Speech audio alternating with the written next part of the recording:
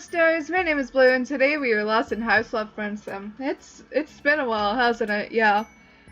It would have been out the day last Wednesday? Yes, last Wednesday. If I hadn't mucked up my own upload schedule. But we're here now. And we're on volume 8, if I remember correctly. Yes. Toby, stay out of the trash bag. Volume 8 of Stresses Sung and Otherwise. Another night, another ramble. A classic song comes back to you as you continue on your way. Some of that good old earth wisdom about a specific kind of footwear being made for walking. These boots are made for walking, and that's just what they'll do. One of these days these boots are gonna walk all over you.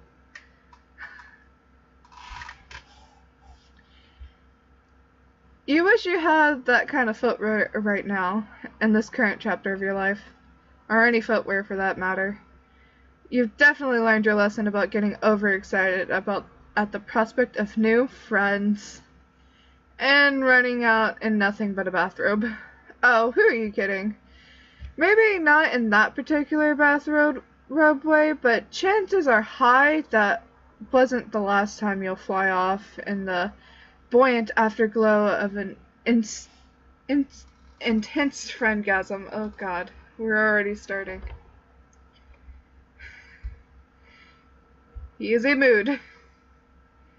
He is a mood. College life.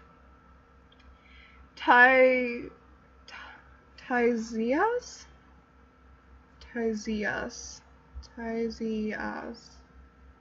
We're just gonna call him Ty. Oh god, that's loud. Turning that down. Just up ahead, you see a troll leave her hive, muttering to herself. She's holding an unstable mountain of papers and books with one arm, using her free arm to hold her mug steady. Oh, her. She's a mood. She isn't paying attention to you, which is fine. Don't get it twisted. You'd love to make another friend. You just understand now that it's a weird, flighty thing. Some trolls you mess with, some you don't. You smile at her just in case, but when she walks right by without stopping, you shrug. This planet is chock full of friendship weirdos, and you'll live. You only take a few more steps before the sound of her absolute eating shit on the sidewalk makes you turn. It happens fast enough so you only really see the aftermath of upended books and papers raining down in an impressively wide circle around her. Ah, globes. Damn rock ass. She sits up, but that's as far as she bothers to get. After taking a sip from her mug, which somehow must have stayed level in her grip during her fall, she sighs and gets to work gathering it all back up with her free hand. Yeah, this checks out. As a thing that would happen to me. But 4 W's and 4 M's? I don't know, I'm going a little cross-eyed. It's not like I have anything else to be doing. You've seen a teen movie or two in your day. You know this trope. The cool kid helps the unpopular nerd after they fall like a chump and embarrass themselves. Then slowly the pair establishes trust. By the time they throw, they're gone and fallen in love. What is the deal with this game? It's a friend sim, and yet it talks so much about love. Not that you necessarily want to fall in love, or that you're under the delusion that you are in any way cooler than her, but still, it's tired and true, and also, like, a pretty standard decent person thing to do. So, like a decent person you hope to be, you skedaddle on over. You stop short just in front of her wide-flung ring of items. You want to make sure she's not going to yell at you or murder you or anything before you interfere. What? JK, I busted my ass. I know it's a scene. Well, what are you waiting for? Be a good bystander and stop standing by. She gestures kind of all around her, and that's confirmation enough. You bent to pick up a heavy-looking book, and there it is, emblazoned right on the cover. A gravel, a humongo fucker of a judgment implement too, with spines all around the handle. Dread creeps up your spine, and you slowly slide your gaze from the book cover to its owner. She doesn't have any ostentatiously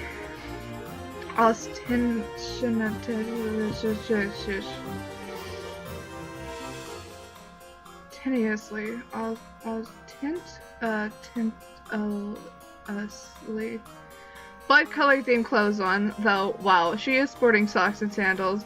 Maybe you are cooler than her, after all. But the very prominent eye bags are tinged teal. Globes, a lawyer.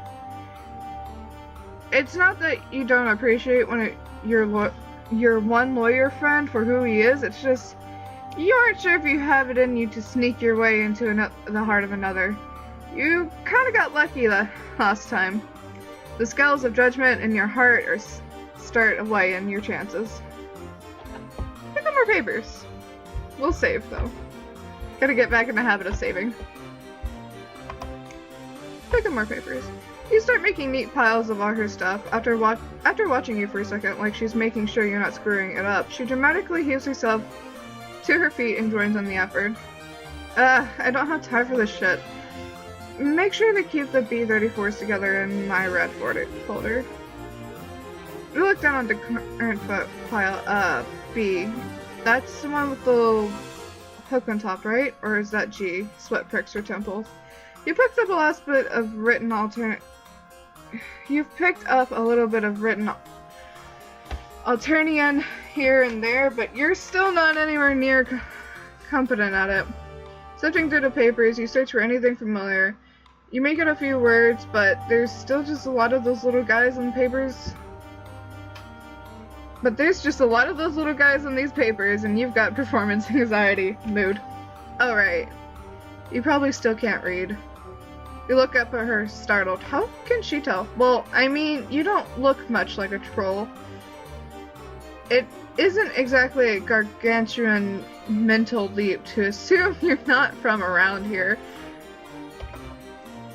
But I've also heard about you. You strained up. Any press is good press when it comes from fronts discussing you, right? Teal's talk. Oh. Unfortunately. Oh. She put her mug on the ground and picked up the fallen book before talking as she flips to whatever page she's looking for. The little asshole is going to have even more unfortunate crap to say to me when he finds out I set us all back by dropping half our group project in a ditch. She paces and flusters circles until she finds a bookmark among the debris. Flicking the wet leaf off of it, she shoves it into the open spine of the book and slams it closed. Ugh, whatever. I can't think about that again. Yeah, gotta get all of these back in order first. Yeah, right. The ordering of stuff. You keep at it, doing the best you can to keep similar looking things together. You can feel her eyes on your back. You turn to face judgment. You basically got it right, actually. You did say you were quick at the draw. I'm Ty, by the way. She doesn't so much smile at you as grimace.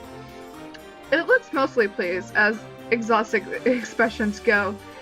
That's a good friendship building material as any other. You certainly started with worse than being complimented.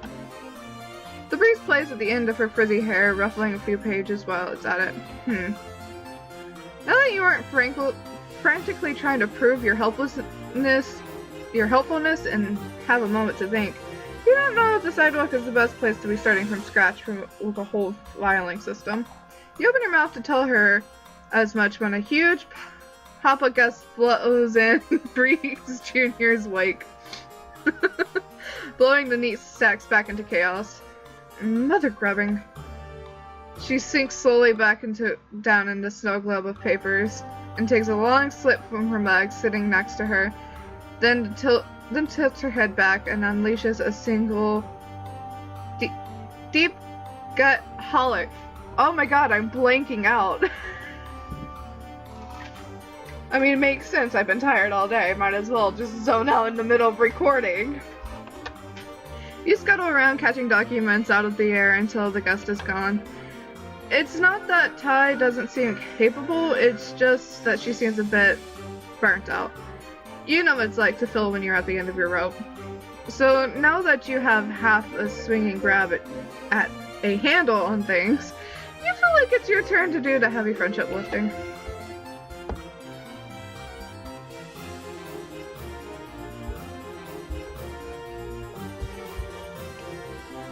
No. Just go to 4.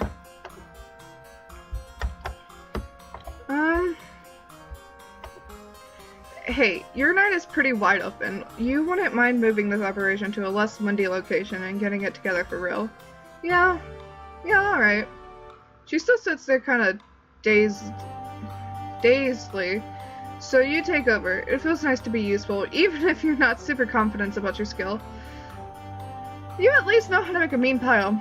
After you make a handful of them, she moves to join in the effort, and you shush her back down. You're a helpful help person, and you have got it. She makes a non-committal noise and watches you work. You try not to feel too bad when she winces at your few sorting decisions. She doesn't stop you, at least. She scrunches up her face and yawns, but catches you off guard. Man, she's really is wiped. You look away from her to the paper you're about to grab, but it's not there.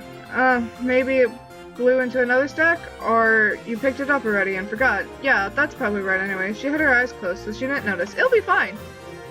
Once you have everything kind of together, you help her to her feet. You're pretty sure that was her hive she just walked out of, so you asked if you should go there.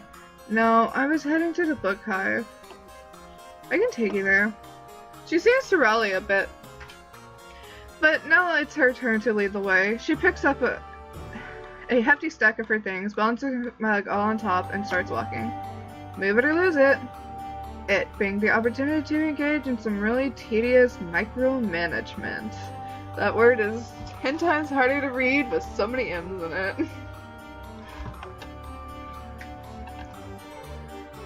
There's no choice to be had, really. You move it. The book hive is an imposing building, and inside are a series of rooms and opening off a central atrium. You walk past one of the open set of double doors, showing off a room full of weird statues and display cases. And another one bright with the light of with dozens of display screens and humming with electricity. Further around the curve of the room, you pass a room full of brains and jars? It really looks like brains and jars. There's another, still, a windowless one. Secured with multiple padlocks and what looks like a retina scanner. There's a bunch of trolls in each room, and as you keep passing doors, you realize they're almost all teal bloods. Are they, Nerdcast?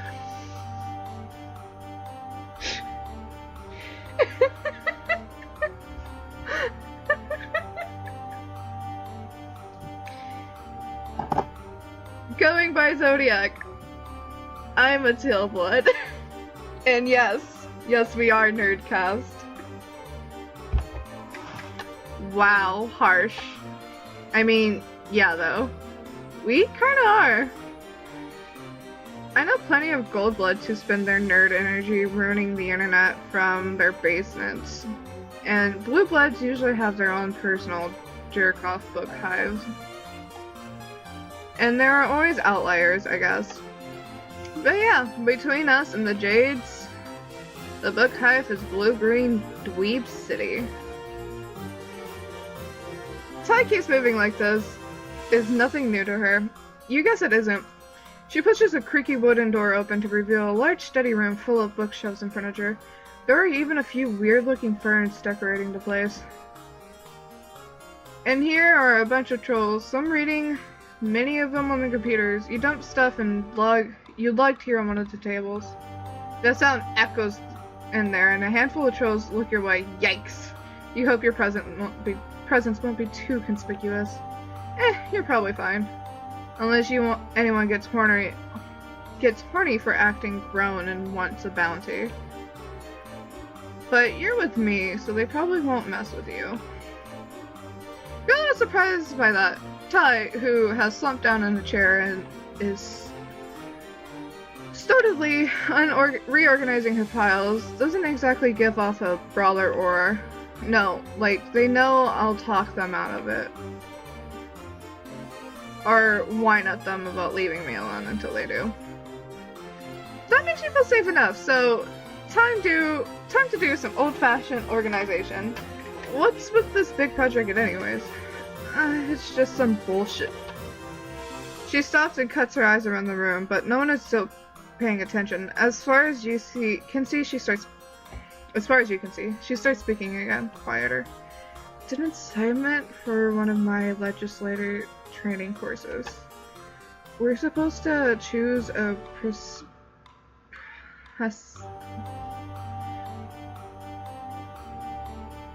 prosecutable offense from the scrolls of Eversections and a list of all potential. She must be able to sense your eyes glazing over the idea of another long and not harshable legal jargon rambling. Brain, can you work for me, please? Because she cuts herself in half. She cuts herself off there. It's barely worth describing. Grub school level, honestly, it's extremely fucking tedious to research and then annotate. Yes, it is. Especially when you can't find the sources that haven't been scrubbed nice in fuchsia. Anyways, as long as we get the things in the right photos in the right order, we should be good for now. Sounds good enough to you. Plenty of time to keep chatting and getting to know each other. Though, she said this was a group project, right? Where are her group members? Shouldn't they be contributing? Heh!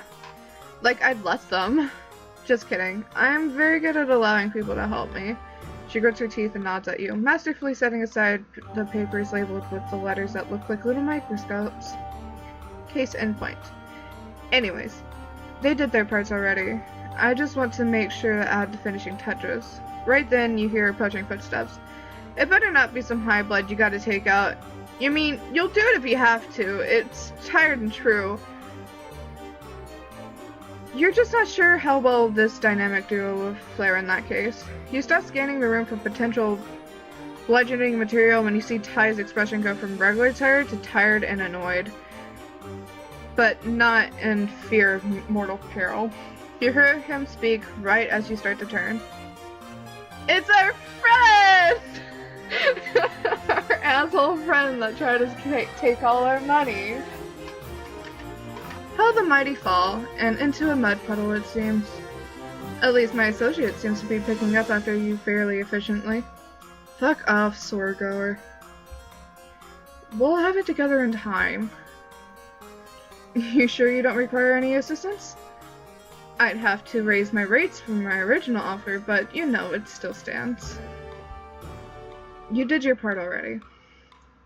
So spare me both your sales pitch and your company before you give me a second acid tube ulcer.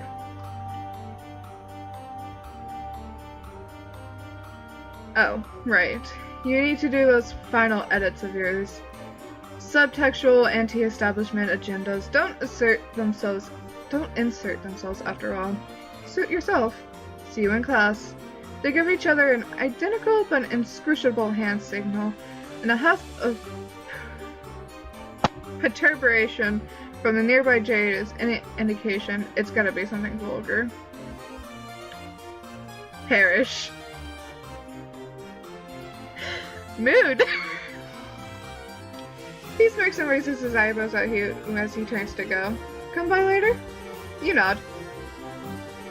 You open your mouth to be noisy, but Ty sees it coming a mile away. What, you never had a class friend? Someone who does good work but is miserable to hang out with? I don't have time to waste on more than one quadrant or on lying to you, so don't blow a brain gasket. Just when you think you have all the troll dynamics down, you gotta make room for that cursed bastard nuisance. Anyway, you guys, it makes sense. You and your troll friends have all kinds of weird vibes with each other too. Whatever works. Exactly. You go back to happily sorting. Ty rolls her shoulders and starts leafing through your piles. Where's my... Have you seen my handwritten page? It should be here. She starts double-checking herself. Her pace doesn't so much escalate as it does intensify. Her whole body becomes almost graceful with efficiency. You got everything, right? I thought I watched where it all went. I could have swore I saw it land. You can help her redo a lost page. It shouldn't be too hard to recreate. That doesn't help. She glares at you and starts forcefully whispering, still double-checking piles without looking. Like she knows them by touch. You don't understand. Those were my personal notes on an extremely sensitive topic I discovered while researching. I was only planning on using it to inform my stance, not to turn it in with the rest. It's not here. I missed! I missed!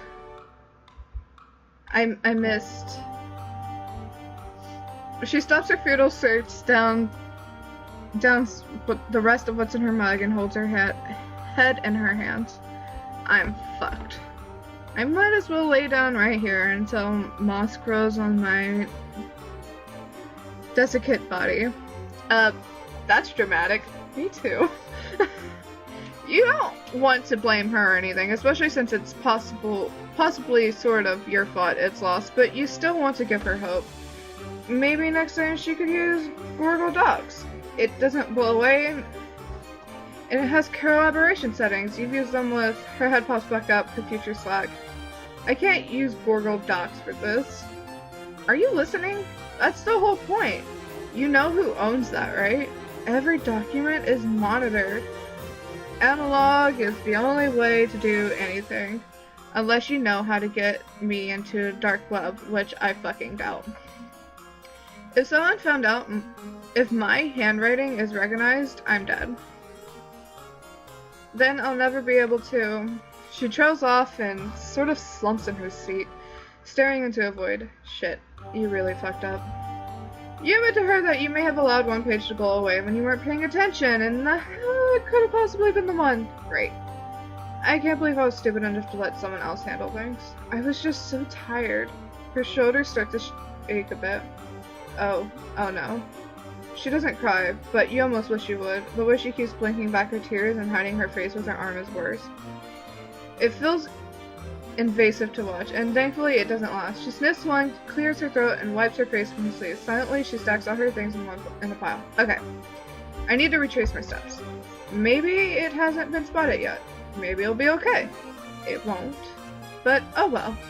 You reach to help, desperate to fix the situation, but she gingerly takes your hands off some of the books and just drops it in your lap.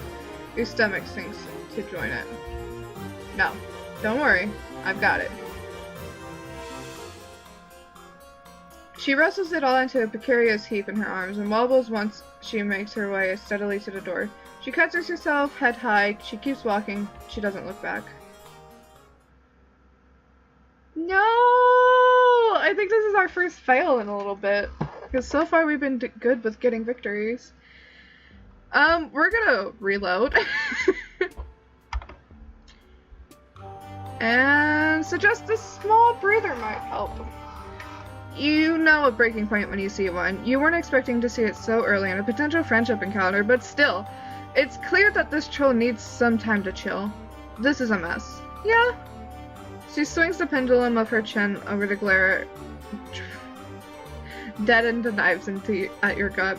Okay, yes, it's a mess. But it seems like maybe, just perhaps, it would be best if you sort of put a pin in all of it.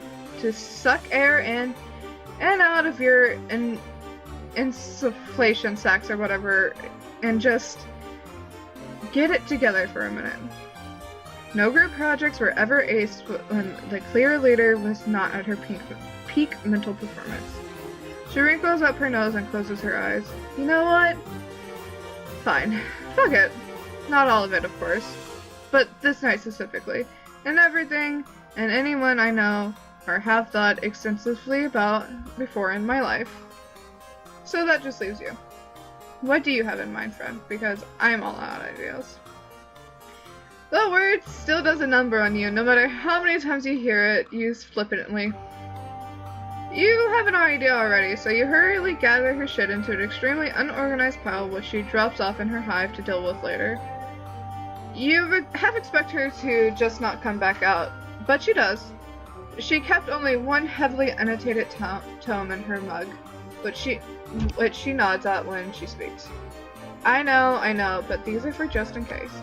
Anyway, do your worst. With a salute and a few gentle tugs at Ty's sleeve to keep her moving, you get going. You know your alternative pals have taken turns leading each other to some pretty wild places in your time here. Excuse me. The place you take Ty to, though, is somewhere you haven't shared with anyone. It's where you come back to in those days you can't find a friend, or don't want to impose on any of the ones you've made. Just on the outskirts of town, where the buildings are spread thinner until the landscape cuts upward and jagged cliff face. Bolted into the side of a rock is a tower, or what's left of one. It's basically a heap of scaffolding and rusted out ladders holding a half-covered platform, but it's a good place to staunch bleeding and stargaze. Do I give off an outdoorsy vibe to you? Does my half-untucked button-up and paltry muscles mass scream would love to scurry up a dilapidated relic? You'd worry about her hating your plan, but you kind of feel like she'll complain no matter where you took her, and at this point, to die is cast. The die is cast. No, you did not read that right the first time. So, heave ho, you say. It's stronger than it looks. You offer to hold her stuff for her during the ascent. She gives you the book, but clutches the mug against her chest. You know better than to pry, and you're dying a little wondering why she's so weird about it. She's got liquor made from Viscera in there. Or maybe her Lucis gave her the mug, so it's special. Could be both. You shrug and start climbing. Like you thought she would. She follows you. And like before, she complains about it the whole time, and like the structure yourself, you both weather it fine. At the top, she looks around. Is this your hive? It's more like a hideout. You still feel a little shy about it. It's not as fancy as your friends' hives, and you don't have a weird animal parent to make you snacks or anything. There are only little keepsakes that you've picked up along the way and set into a creaky old table next to some complicated old tech you can't get to power on. That's supposed to be an old watchtower. From when that was part of her imperial bitchiness. From when that was part of her imperial bitchiness's preferred method of surveillance. She runs a hand over the dusty screen. Oh, Trizara? You learned about her. Ha, no. Her bigger, badder, off-world counterpart, the Constance. Oh. Constance?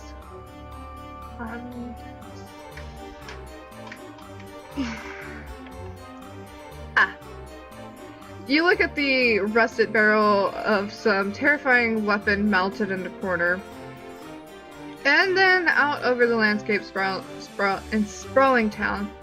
In the distance, smoke rises from a freshly demolished hive, glinting in the moonlight. Drones circle around it like buzzards. It's been like this here for a while, then. You sit down, your legs dangling off the side of the platform. Ty joins you, a safe distance away from the edge. That's one hell of an understatement. But yeah, we've got a time-honored status quo in operation here. Streamlined. Efficient. Brutal. Ty looks miserable. That's not what you were going for. You summon up the old Roy G. Biv in your head for the 1000th time. The rainbow? She should be safe, right? Teals are middle class? Anyways, she's a warrior. She's got the powers that be on her side. Saying so doesn't seem to cheer her up at all. I mean, you're not wrong. but in a position to benefit from the system doesn't make the system more morally compatible. And if I'm being real about it, it's more me being forced to uphold it than anything else. She nods towards the book in your hand. Alright, does this all work anyways? Can she just not be a lawyer? There aren't good ones? Yeah, I can quit if I want to get killed. There's always a choice, she sighs. It's not like I expect suffering to ever stop completely. It just seems like an awful lot of work to do to make sure it keeps happening. And that's the entire job of a legislator. Unless you're purple enough to get away with it, you're just guilty, no matter what. It's just a matter of going through all the fanfare of the trial, all for the same result. It's sick, but it's so normal by now that nobody knows how to begin questioning it. She looks more exhausted now than she did during the paper explosion. Like, when you've used up all your sadness and all you have is deep, broken fatigue. This isn't exactly the rejuvenating getaway you envisioned.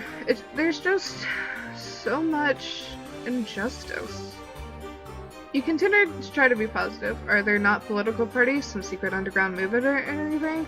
Sure, most lovebirds you've met have a healthy, fatalistic nonchalance about their situations, but there's gotta be something else out there.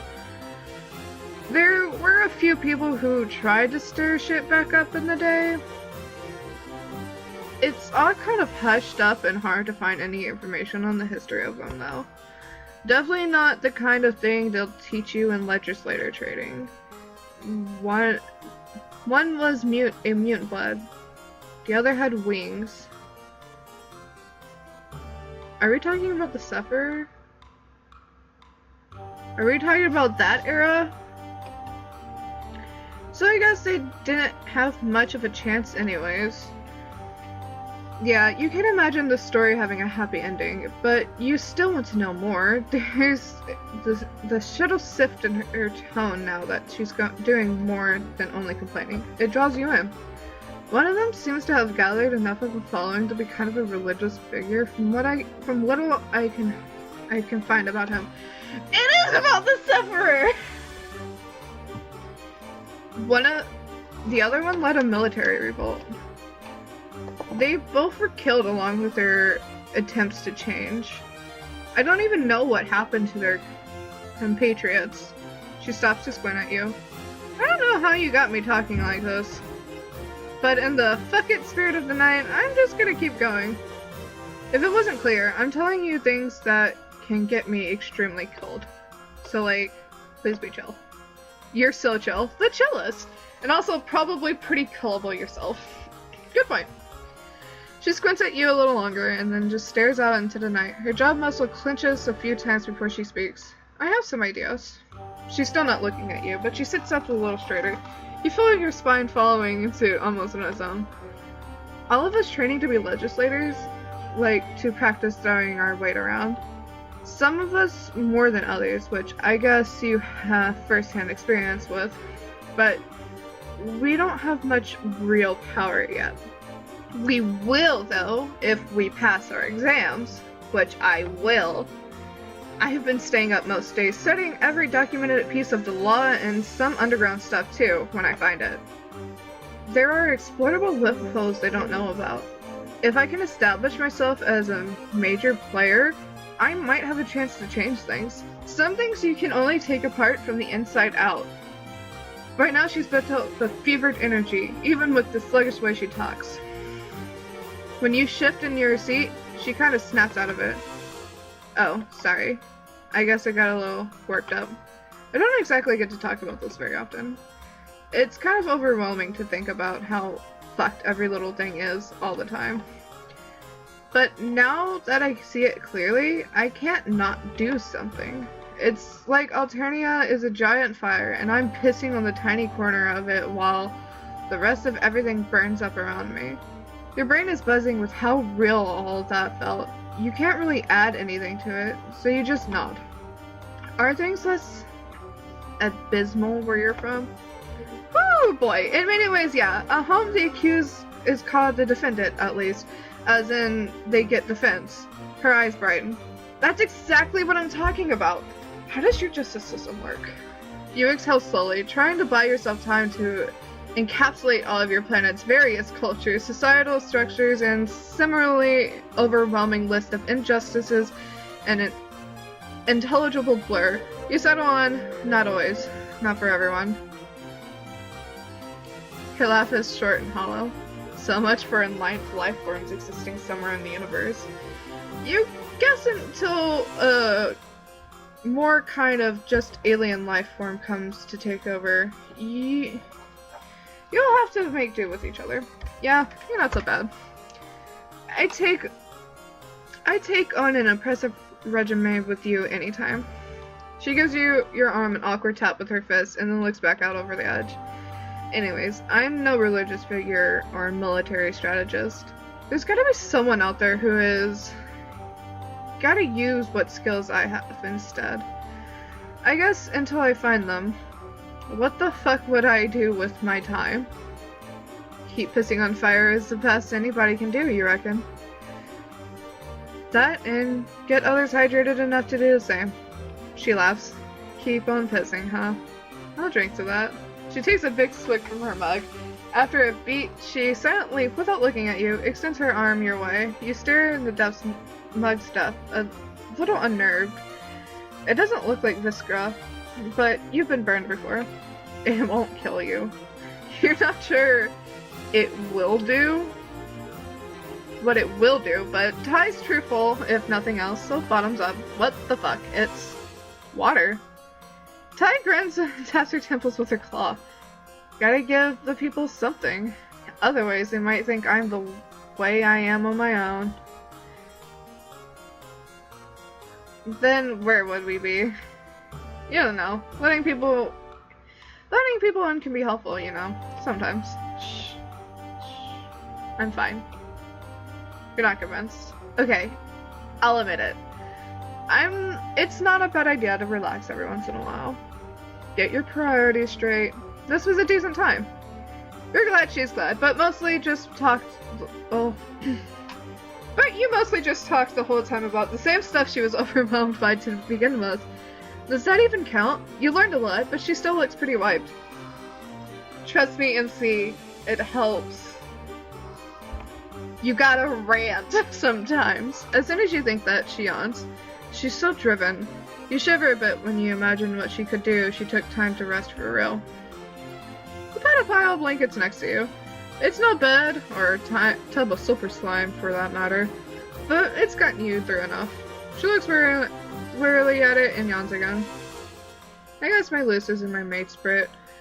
We'll just think I'm at the book hive anyways. One little nap won't hurt. I'll get up early tomorrow and reorganize her stupid busy work project. She tentatively lowers herself down to the blankets, closes her eyes for a brief second before they snap open again, glaring at you with full force. Don't doubt me either. I've got it under control. Oh, you have zero doubts in her abilities, you say. She curls back up against herself, and a small rattle of contentedness shakes in her throat. Out in the distance, the blaze has dimmed to a thin plume of smoke. You hope whoever's hive it was is okay. You're not sleepy, so you watch to make sure she gets up by sunrise. You tilt your head back and look up at the unfamiliar constellations. Your head feels full, it's intense, and not exactly what you'd call happy. But you know you're feeling it with her. And that's far from nothing. Oh, it's so cute! Victory! This was a nice episode. A nice, long, 40-minute episode. I like Ty. Ty reminds me a lot of myself. I say that a little bit, don't I?